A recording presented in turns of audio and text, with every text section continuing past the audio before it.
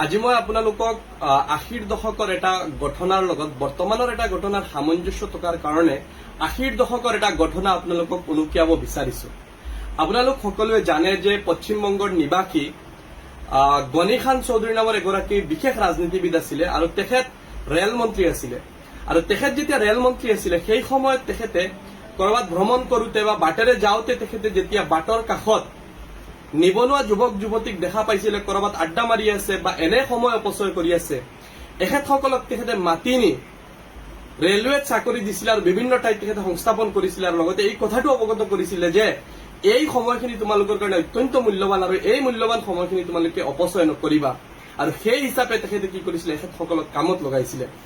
আজি ৮০ৰ দশকৰ পৰা বৰ্তমান সময়ছোৱালৈকে দ্বিতীয় এনেধৰণৰ ৰাজনেতা আমি আৰু দেখিবলৈ নাপালো, কিন্তু বৰ্তমান সময়ত আমি এগৰাকী ৰাজনেতাক দেখিবলৈ পাইছো এনে এটা ধৰ্ম পালন কৰিবলৈ য'ত এনেকুৱা নিবনুৱা যুৱক যুৱতীক বা আৰ্থিকভাৱে সচ্ছল নথকা যুৱক যুৱতীক আৰ্থিক সহায়তা প্ৰদান কৰি এই ধৰণে নিজৰ ভৰিত থিয় কৰাৰ লক্ষ্য লোৱা।